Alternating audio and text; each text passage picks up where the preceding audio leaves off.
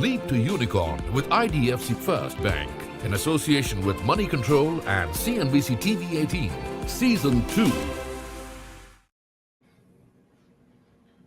Hi, good morning, everyone. This is Dr. Sunil Shekhawat. I welcome you all to this session, the kickoff session of Leap to Unicorn, which is an initiative of IDFC Bank in association with Moneycontrol and CNBC 18.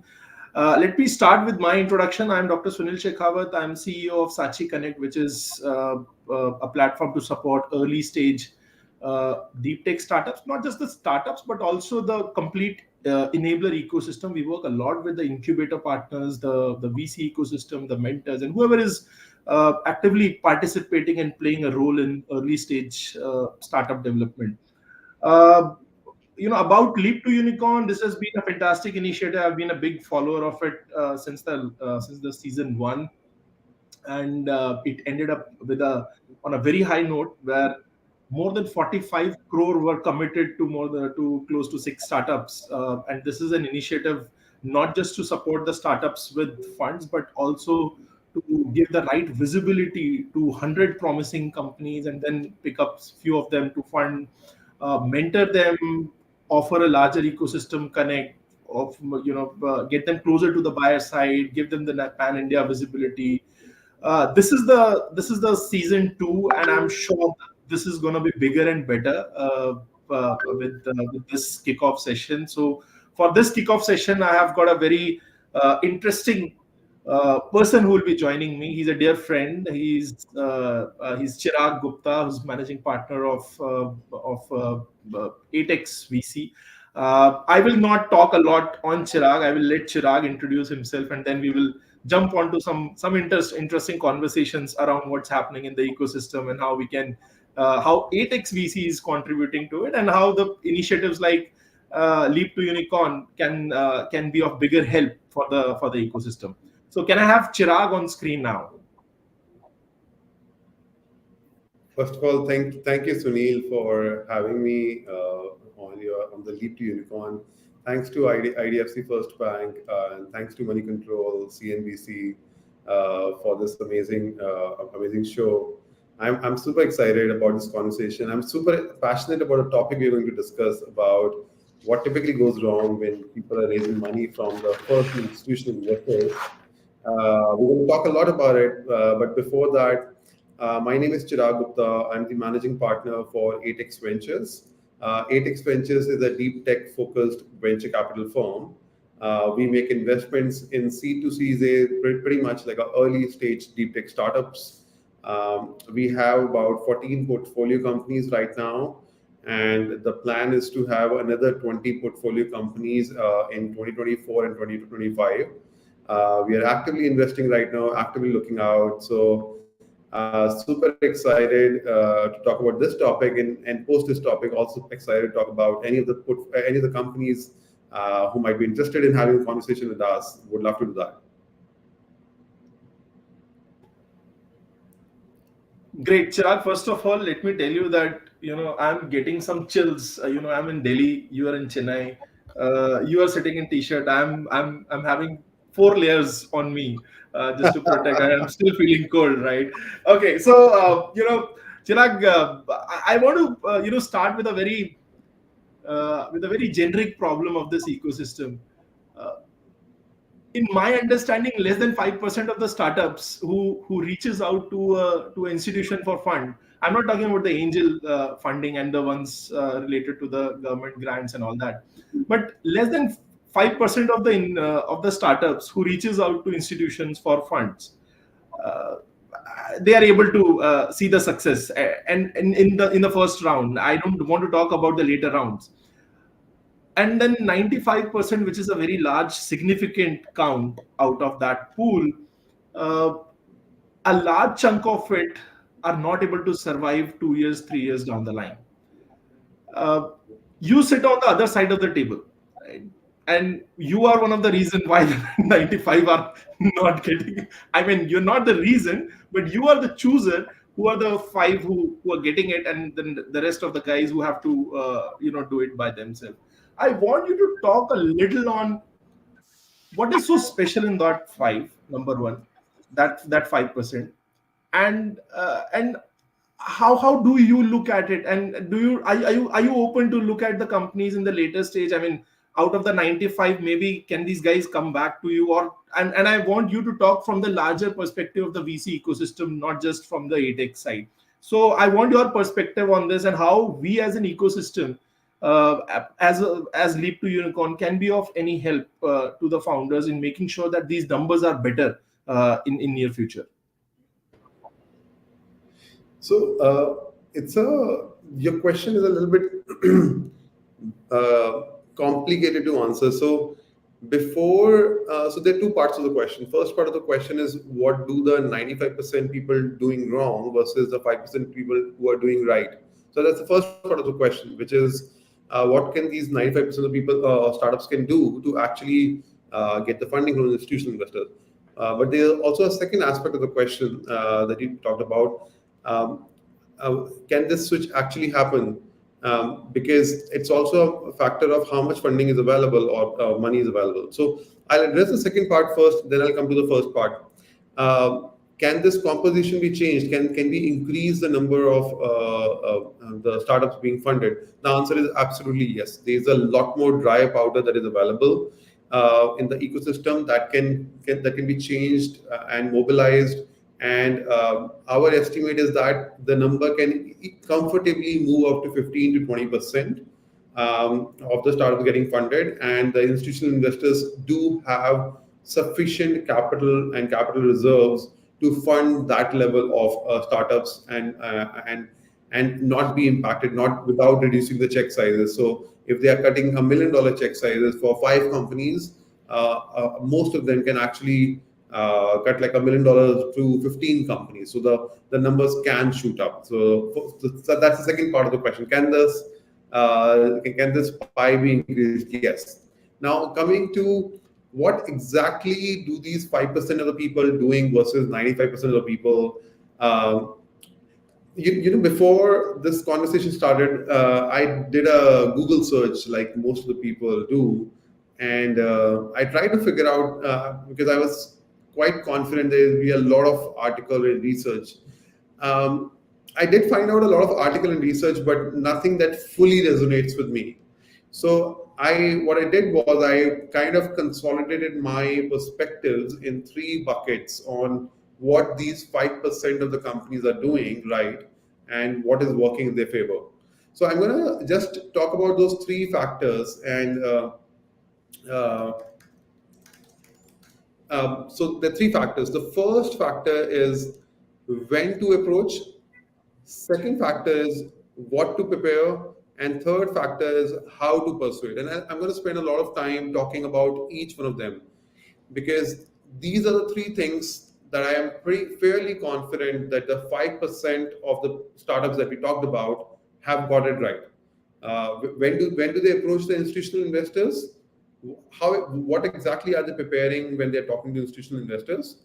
And how are they persuading, which is like a behavioral component of that. So one is the timing, then there's a technical preparation, and then there's a behavioral component of that.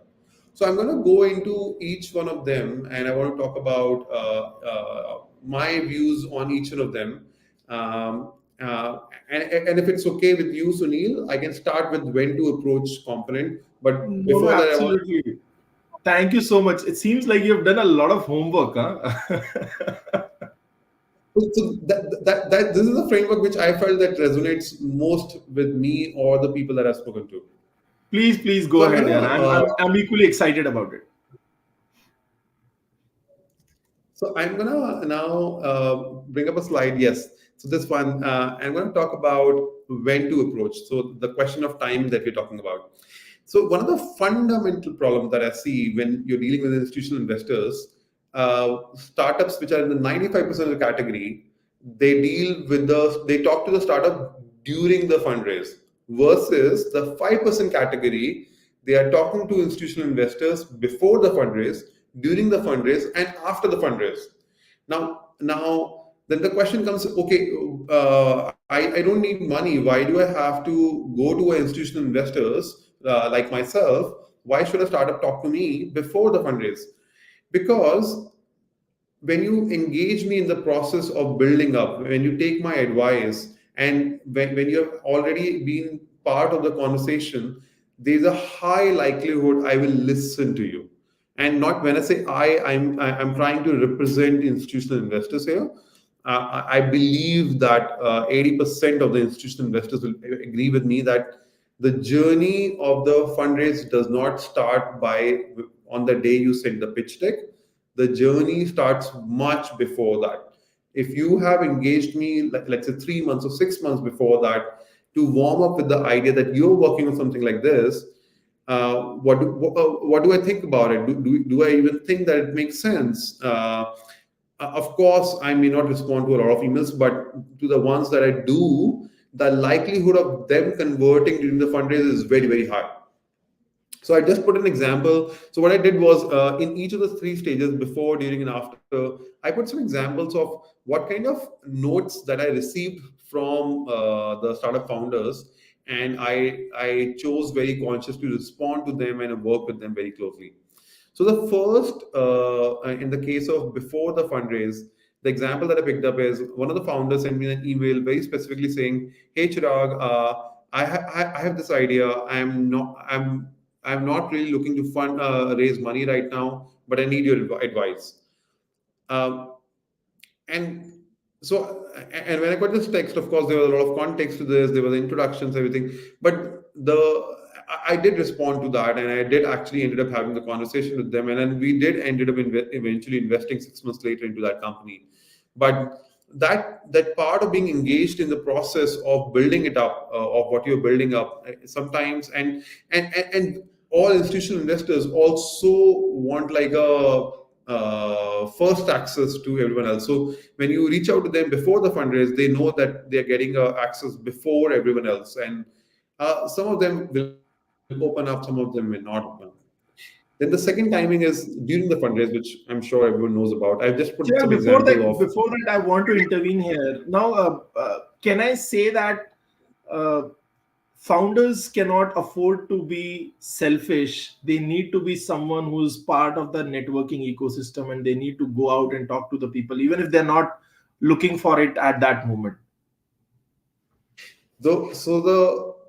I see a startup founder is a sales job, and of course you need to be king of technology. You have to be a king of all the other operations and everything. But one of the very prime role is sales. And when I say sales, I'm not just talking about selling a product. I'm also talking about building the brand. I'm talking about building the Evangelize about what relationship you're doing. Yeah. investors, building relationship with the future product manager, or future customers or current customers. So you're a pure sales. You have to be in sales. You are in sales. Your job is Yeah. sales.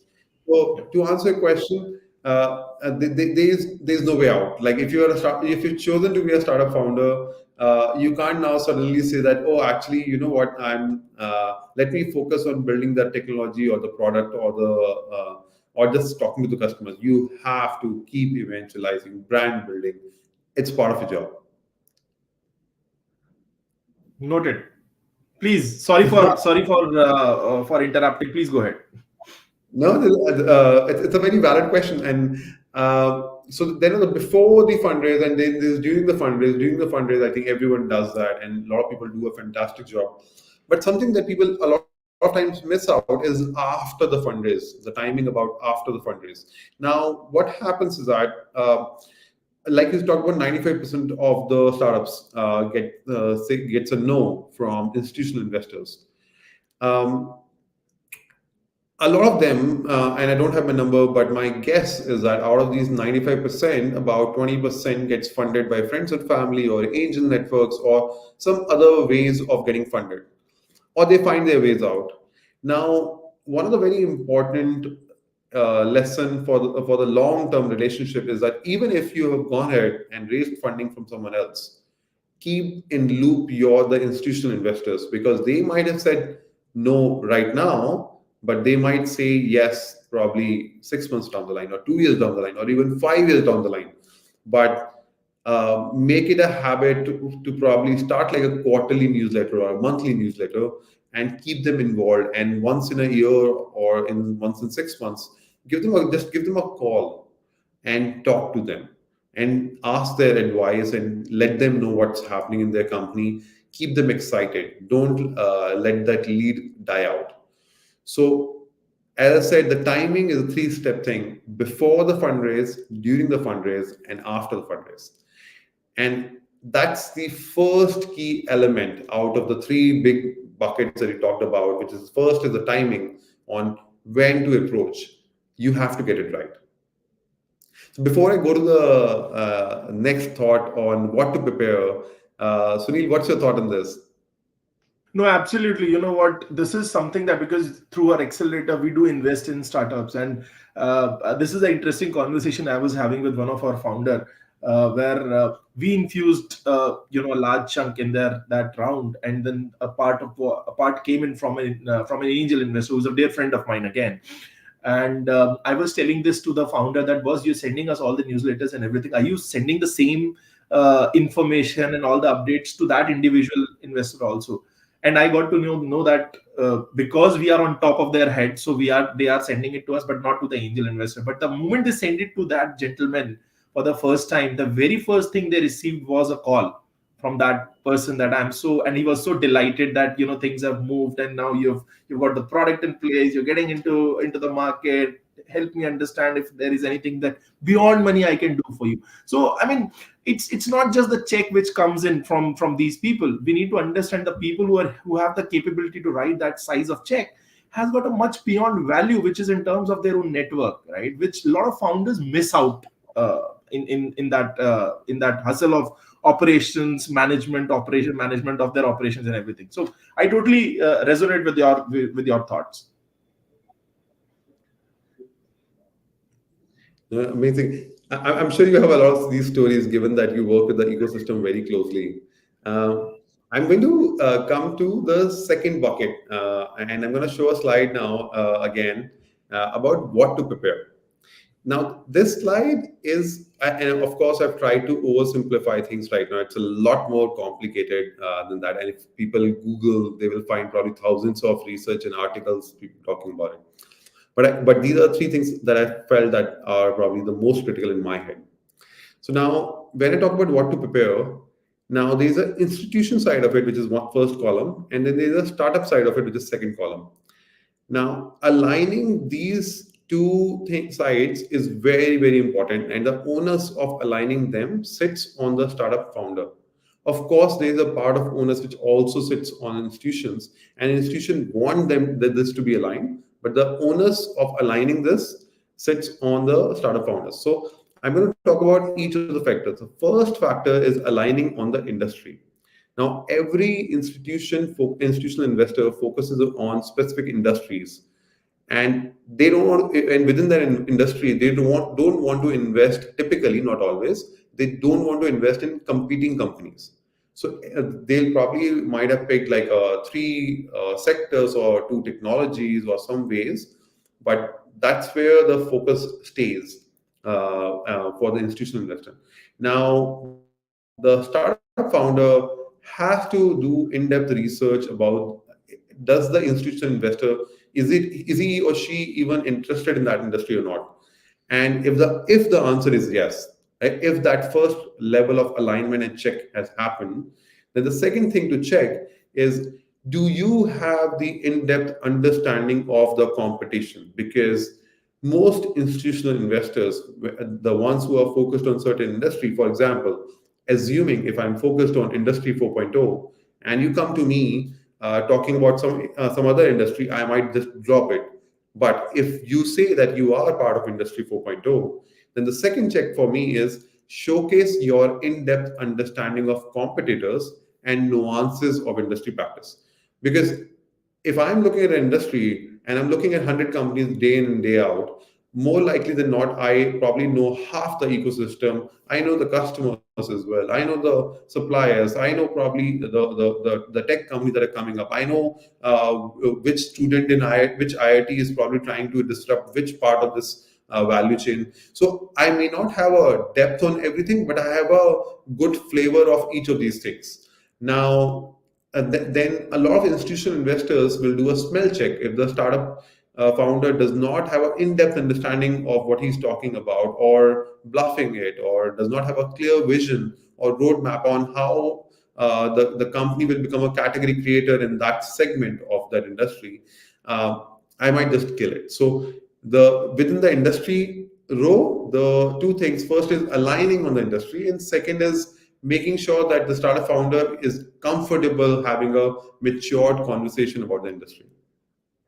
So that's the first factor that I feel that very often goes wrong. In fact, yesterday I was listening to a startup pitch, and when the startup founders started talking about the competitors, and there are literally like 7 competitors, and he put 5 competitors on the slide, and I actually asked the startup founder, "Have you heard of this company?" And I'll not take the name right now, but have you heard of this company? And the answer was no. And I took the name of the 7th company. "Have you heard of this company?" The answer was no. And I was appalled. I'm like, there are only 7 companies in this that are building this product in India right now. You're the 5th one. There are 4 you have already mentioned, and if you don't know the remaining 2 and you're not tracking the ecosystem properly, there's something consciously or unconsciously you're doing wrong, and you need to be aware of that. So that's the industry alignment, and making sure you show the capability in the industry is first level of preparation you need to do. So that's very interesting. That's very interesting. This is something that me and our CTO, we were discussing today early morning only, that because we run this whole community through a digital platform where everything is automated and all that, and we were thinking about now, while we have put in our own checks and balances, how to ensure that the startups, only relevant startups, are reaching out to the relevant VCs, which means if you are a VC of a VC investing in deep tech, then a non-deep tech startup should not be able to reach out to you, which means it's a spam for you. We consider it at least spam.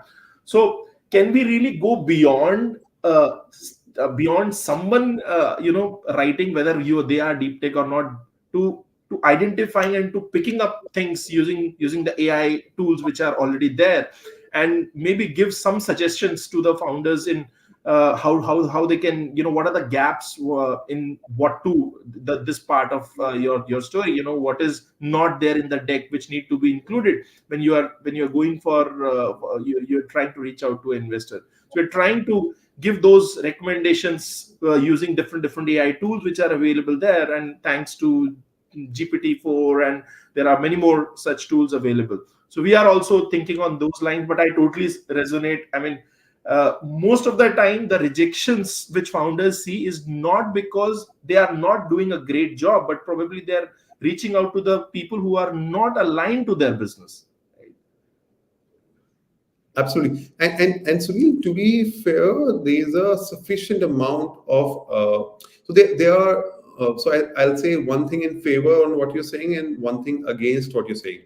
So in favor now is that there's sufficient amount of research about almost every venture capital firm, and this information about which industry they are investing in and which technology they're investing in is pretty much public, because almost every institutional investor, be it a venture capital firm or a corporate venture capital firm or a family office, they all do some podcasts, they have some website, they have some LinkedIn page. It's a publicly available information. So and there are also people who have summarized in an Excel file, and those Excel files are also available online. So yes, and a lot of AI tools can be done to match that. Now, that's in favor of what you said. Now, let me say something which is against what you said. The challenge is that the institutional investors also keep modifying their investment thesis as they go along. For example, some of the industries within AI have been transforming so fast. If you would have gone to any institutional investor 6 months back and asked them, "Will you invest in a generative AI?" Probably the answer was yes. Now, but if you go to the same institutional investors now, and so publicly available information will say that yes, they are investing in generative AI. But if you go to them now, probably the answer would have changed, and the answer is probably I don't think we are ready for that. I don't think, and there will be, and not just a AI. Actually, the same thing happens in a lot of sectors, especially the ones that are moving quite fast. Think about edtech. Everyone was talking about edtech in 2020, 2021, and now suddenly no one is talking about edtech. Then there are certain elements of fintech. I will not say fintech as a blanket statement, but there are certain elements of fintech. All institutional investors were very excited about almost everything about in fintech. But if you talk to them now most of them, if not all, have narrowed down that within fintech we can do A, B, and C, but all the other thousand things that are happening in fintech, we are not going to touch it. So, so unfortunately, the this industry alignment, even though is publicly available, it keeps moving so fast, and so that's why you have to really spend time researching, googling, reading about the latest articles or whatever this partner in the institutional investor is talking about before you actually go on a call with them. Let me throw the ball in your court again.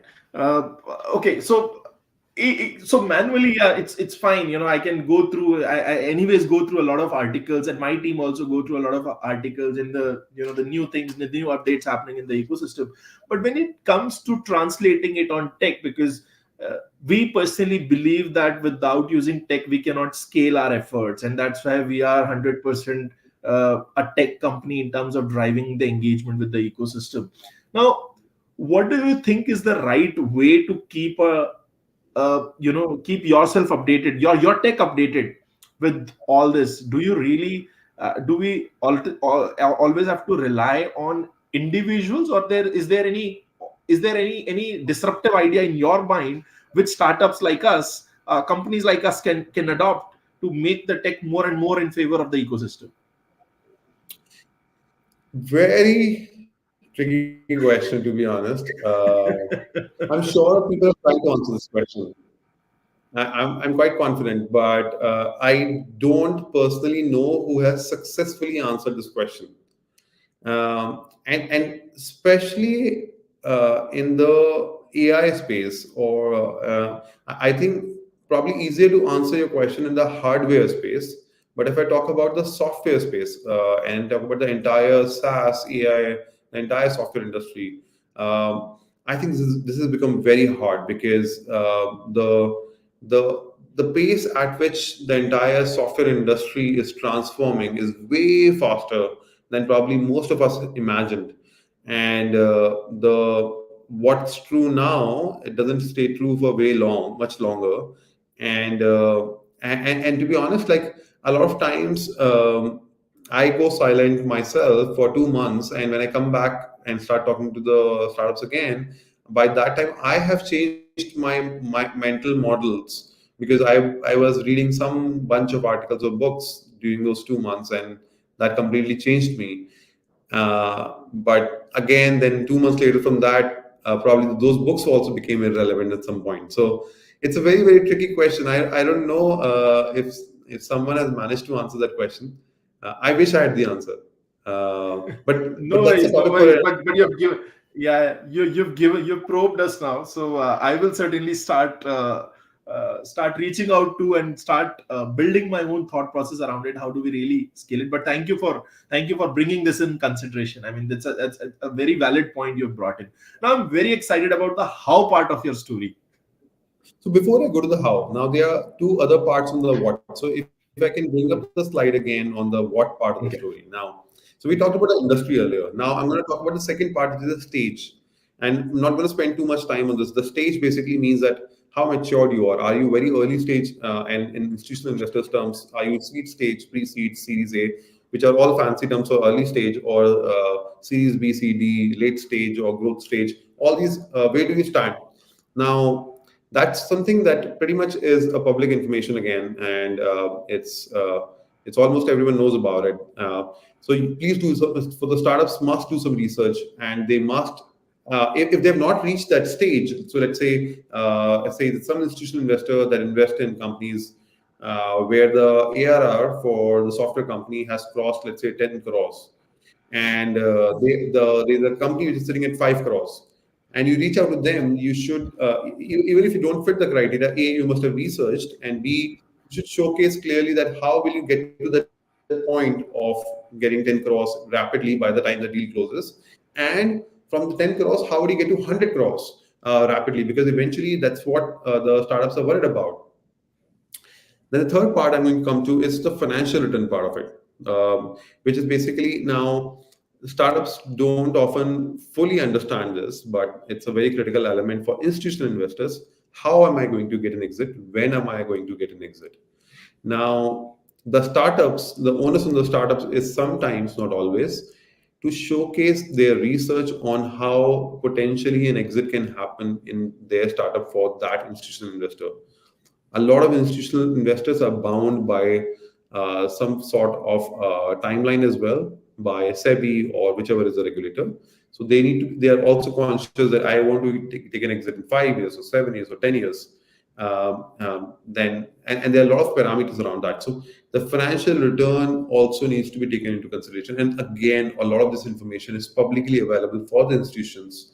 It's the onus is on the startup to do some research, and in the conversation, they have to throw the breadcrumbs for the institutional investors, so that the institutions feel that there is a full alignment for industry, stage, and financial return, and that's when the conversation moves forward. So that was a what to prepare part of it. I'm going to pause here before we go to the last segment. Anything from you, Sunil? No, I have a lot of thoughts, but I don't want to use the remaining time on sharing my own perspectives, because I see a lot of questions have started appearing on the screen. So I want you to move to the next point before we jump onto the Q&A part from the audience. Let's do that. So I'm going to jump to the last part of it, which is the how to persuade, okay? Which is a very behavioral component of it. Now, and I hate to say this, like you were talking about earlier, 95% of startups actually do not raise funding. A lot of them actually have done a good job on number one and number two, which is timeline and preparation part. But a lot of them screw up on how to persuade. Now, there are three components of how to persuade: anxiety, fear, love. It's literally like dating. So if you Google, actually, I've picked up these words from dating websites. So I'm like, okay, this so well reflects how the entire institutional investments happen. So first is the anxiety elements. Institutions have their own anxiety because they don't want to look dumb. They don't want to make dumb investments. So startups need to give them a little bit of confidence by avoiding being by building some trust. Don't be defensive when they ask you some silly questions. Don't bluff if you don't know the answer. Work with them to make sure their anxiety is answered. A lot of time, institutions are also conscious of asking dumb questions. So help them understand. Don't use fancy jargons because institutions might pretend that they get the jargons, but a lot of times they don't, and that's where they have the anxiety. The second part is the fear part of it. Now, the fear part is this is where they are seeking validation from others. So all institutional investors are actually seeking validation from others. Don't say to an institutional investor, or don't even try to get to a situation where that institution is your last choice. So if that institution is the last choice, then probably I'm worried that why did those 100 people have already said no to you, and why are we even having this meeting? So the fear of being investing in the leftover deals is there. Now the last part is the love, which is very, very important. I really cannot undermine this. All institutional investors, one big element of working or investing is falling in love with the founding team. And that can happen when the team is cohesive, team is very upfront, very comfortable, having difficult conversations. They are comfortable talking to each other about difficult things. Falling in love with a startup founder, because it's when any institutional investor is making investment, it's, for lack of better word, it's almost like a marriage, and you have to fall in love. And if that love, that spark does not come, the investment does not happen. So this behavioral component about this how to persuade this anxiety, fear, and love is very often missed out. And this part I felt that is not often talked about well. No, great insights, Chirag. So what I see is, uh, two characters were coming to my mind when you were talking about these two sides of the story, where one side the investor is perceiving, and the other side how startup has to express. I see the startup at any point cannot afford to. I mean, they have to be positioning themselves like laughing Buddha. Whatever is going inside you, you cannot express. You just have to smile. Whatever fear is there, whatever anxiety is there from the startup side. And what do you think is the how do we how do we place investor in that case? Can I say that investor wears the face of Mona Lisa in that situation, where you I mean it's all I mean what do you think around it? So I'm going to take an analogy which is a little bit extreme, so don't get driven away by that. Uh, if you, I'm sure everyone has seen some American movies, and there are always guys approaching girls in a bar. There's some hot girls sitting on the bar, and there's guys approaching that. The reality of life is both guys and girls in that bar actually have anxiety, fear, and love for each other. Now, but the onus of addressing them sits on the boy. Now, in this case, if you think of it, that girl is the institutional investor, and that boy is actually the startup investor. So I don't know if I fully answered your question, but if No, you very take that very if you take that analogy and think at a very deeper level, the institution the way to get the institutional check has a big component of so even the guys that the startup founders, they have also have their own anxiety, but they're one of the onus is also to address the anxiety of institutional investor. Forget about your anxiety, you have to solve for someone else's anxiety. You have your own fear, but you're addressing someone else's fear. You yeah are in love with the institutional investor already, but you have to make yeah sure you don't look greedy and stupid, and you don't yeah dress dumb, you dress yeah. well, so that they fall in love with you. So it's very similar. Fantastic. You actually expressed it in the best way, which is understandable at the audience. We see a lot of founders are young guys, and I think this analogy very well resonates with their with their stage of life. So great, thank you, Chirag. I want to take up a few questions from the audience, and I see a question there where the person wants to know that institutional investors are little hesitant in putting in money in EV manufacturing space. Is it because that space has already been occupied by some leading ones? Startups already have raised in that space, or is it something you feel you have some anxiety around the scalability in those models? So I actually think there is a combination of many factors which is leading to this problem. And let me try to summarize this by saying financial return. Okay, and let me elaborate on this now. All institutional investors also have to return the capital to their investor, which may be a corporate, which may be some external LPs or someone. Now, from that perspective, the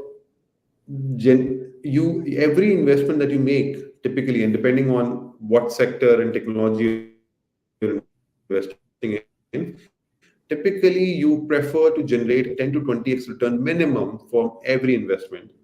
That's at least the goal. You might and you're conscious of the fact that 80% of your investments will not do that. But the preference is always to invest in companies that can potentially return 10 to 20x return on the investment made. Now, if I talk at a blanket level, I don't know about specific startup we are talking in this case, but if I talk about an EV manufacturing space at a blanket overall level, the challenge is in the manufacturing space, returning 10 to 20x of capital in 4 to 5 years, which is the typical preferred timeline by institutions, it's hard. It's really hard and unlikely that you can actually return that level of returns. That can happen only if you have some level of proprietary technology in the manufacturing, or you have some proprietary contracts which you are like which the investors are confident are not going away. So if you tell me that actually Maruti has signed a contract with you, for example, that every car in future will have your EV components, then you ask me about do I want to invest in that company? Yeah, probably yes, because that company is going to scale ridiculously well in the next 5 years. And imagine if you tell me that Tesla has signed a contract for your motor controller, for example, or any of the components that you're making. Then of course I would love to talk to you, because there is a clarity of how you're going to scale the sales exponentially. So either you have a proprietary tech which can scale very fast and can build your defensive moat, then I can justify the value in the company. Or there is a sales order, massive sales order that are coming in and pretty much guaranteed. If none of this is true, then justifying without these two, justifying a 10 to 20x return in 4 to 5 years, which is a typical, I'm trying to make an average case for the institutional investor. It's hard. It's really hard. And that's the primary reason I would say a lot of VCs are, all institutional investors are very conscious of EV manufacturing space. Does that answer your question, Sunil, or you have some No, alternative thoughts on absolutely, this? absolutely. No, I do have a thought, and I really want to fire that to you now.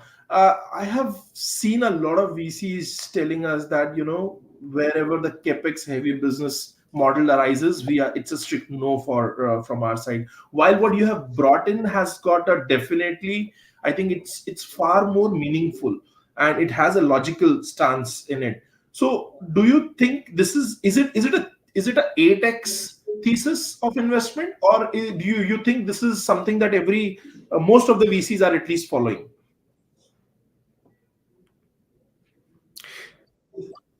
Sunil,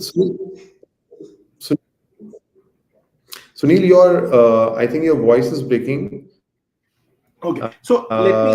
Can you check your internet while I'll take the second question? So I can see there's a second question, which is what should be the periodicity of newsletter to be sent to potential leads or investors? Would quarterly be better than monthly? So, Sunil, I'll go ahead and take that question while you check your internet connection.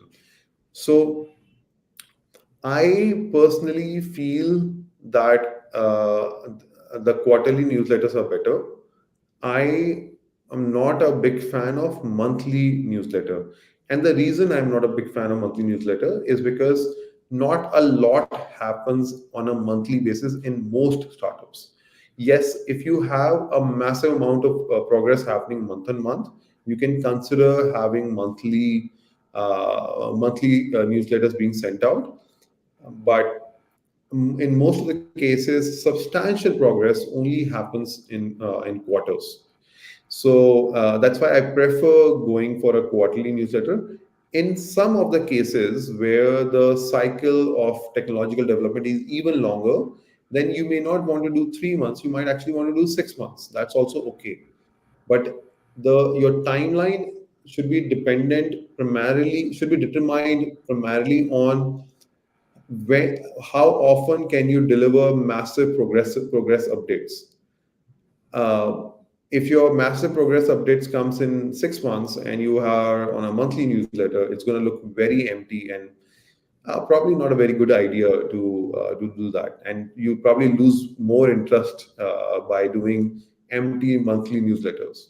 So to summarize, go with the pace of progress of your company and not necessarily a fixed timeline. So that's the Okay. question number two. I'll go ahead. Sunil, are you back?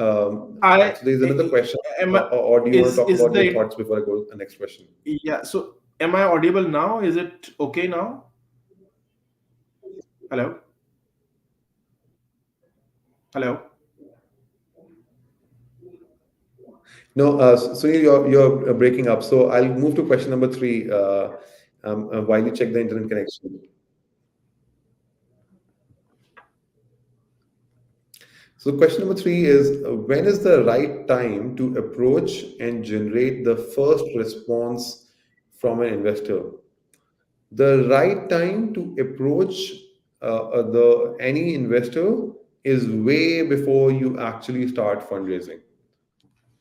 And when I say way before, even if it's 6 months before, 9 months before, 12 months before, go ahead and do that. And but when you reach out, your approach should not be that I'm reaching out to you for fundraise. You can always ask them the question that I'm building something like this. Do you know someone who might be a great fit or a great mentor? Do you know someone who can actually advise me on where to set up the manufacturing plant for this? Do you know someone or any startup founder who might have worked on this previously and have done an exceptional job or in a related industry and might be able to advise me on topic A, B, and C? Start approaching the institutional investors as early as 6 to 12 months before you start the fundraise. Engage them, have this conversation. Of course, there are cases when you don't have that liberty. In that case, yes, just do it when you're doing the first raise or the round raise, but preferably start as early as possible. I'll move on to question number 4. What stage is the right time to approach? Being in deep tech comes with need for typical large investment to even start product development. Exceptionally hard question to answer this. Okay, now within deep tech also, uh, within deep tech there are many industries. So if you talk about, for example, med tech, or you're making a cancer drugs, you probably need like $20 million even before uh, um,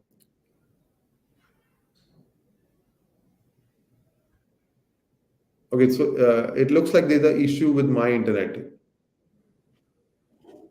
No worries, Chirag. Can you hear me now? Sunil, can you hear me? Yes, I can hear. Chirag, go ahead. No worries. Please go ahead with the with the Okay. last the fourth question. I'll continue in that case. So I was talking about.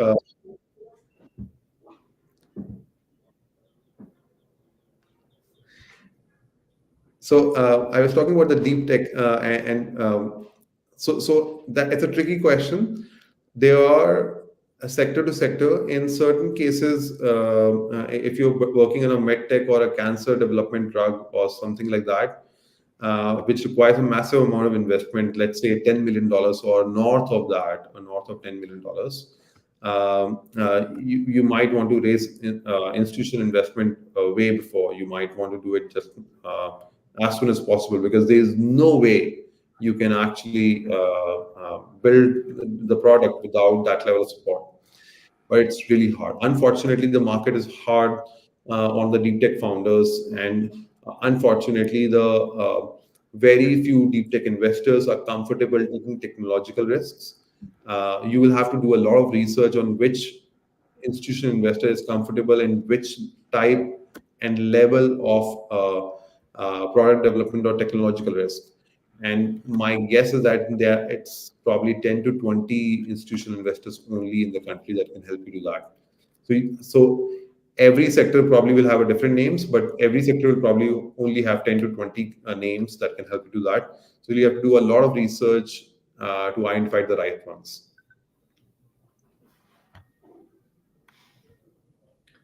Great. So we have a couple of more questions. So maybe Chirag, you can take up the fifth one, which is what prompts the investors fall in love with I'll go to single the next founder question. company? The next question is what would prompt the investors to fall in love with a single founder company?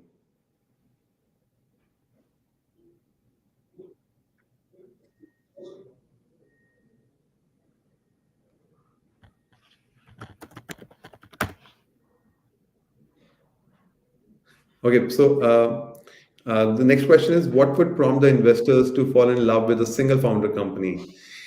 Very interesting. So there are quite a few single founder companies that a lot of institutional investors have funded, but the ability and courage to be the king of operations, and the practically, if you think of Tesla or some of these big names as well, they are all single founder company. And then we can always argue there was someone else and blah blah, SpaceX and all of this.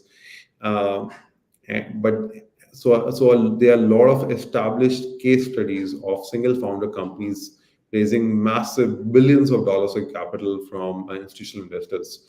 So uh, but to be able to show that you are in control of across your company and not just the technological side or product development side or the sales side, um, uh, you are in control of the end to end.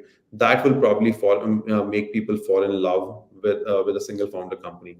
Think about and then probably it's an extreme example, but if you think of it, you can ask Elon Musk when Elon Musk is on stage. You can ask him any question about product development, to technology, to business, to whatever. He may not be 100% accurate, but he understands a significant part of it, which is good enough to largely address the questions by investors or customers or potential customers or employees, and that's what institutional investors make in fall in love with single founder company.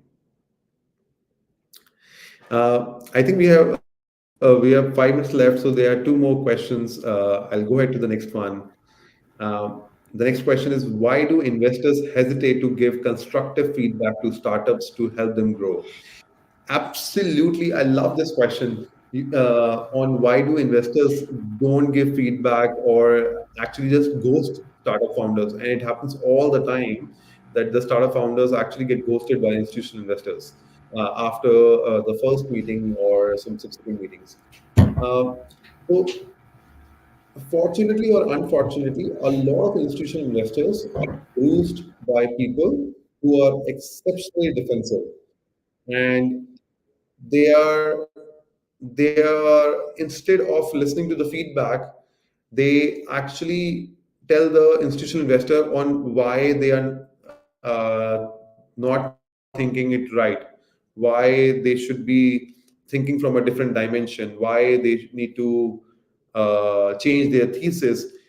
So a lot of times when you try to give a feedback, however constructive it is to the startup founder, a lot of times the startup founder turns around and becomes either defensive or actually aggressive, or actually starts making a feedback to the institutional investors on what the institutional investor can do differently.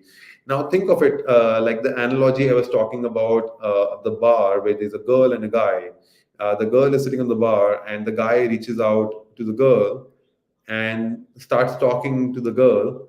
Now, after talking to the girl says no, and the guy asks for a constructive feedback. The girls more or less will never give the constructive feedback because the guys most of the time make it about the girl, that what's wrong with the girl. She is actually a bad girl. She didn't see the good in me or whatever, and that's really the problem.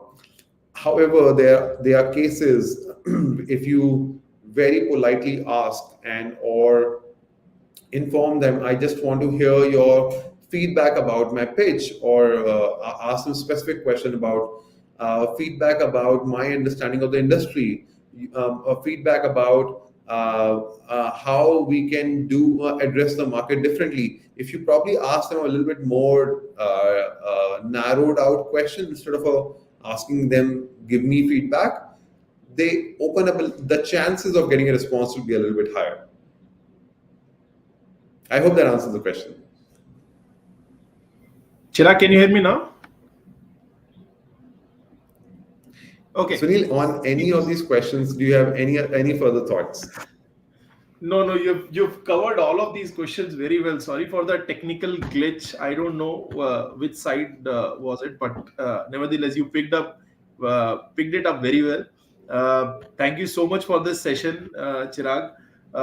You brought in some real life stories around this conversation. I thought we will have I was initially skeptical that we are a deep tech startup network, you are a deep tech VC. It should not happen that we get into the deep tech stuff only and we focus, we only talk about what's happened, what is more relevant to the deep tech startups. But great, you brought in the perspective for a larger ecosystem, because Leap to Unicorn as a program, it is not just for deep tech, but it is for the larger program, larger ecosystem, for a D2C, or for anyone who's starting up, whether you are a tech or a non-tech, or whatever business you are building. So on that front, I think the audience is largely going to benefit out of it. Thank you so much again, Chirag. This is the Kickstarter of Leap to Unicorn Season 2. The applications are open for the audience. People can go and apply. Thank you, Sunil, for the lovely session, and I hope this was useful. Absolutely, absolutely. This was great, and let's stay in touch. And urging the audience, go ahead, Leap to Unicorn, a great opportunity for you to apply to build your visibility to the right set of people, not just from the VCs, but also to the customer side. Get the right set of mentors to work with, and and I hope, Chirag, you won't mind people reaching out to you for any kind of constructive feedback, which most of the time people are concerned about. So I hope that works, people reaching out to you. Absolutely. Great. Leap to Unicorn with IDFC First Bank in association with Moneycontrol and CNBC TV 18, Season 2.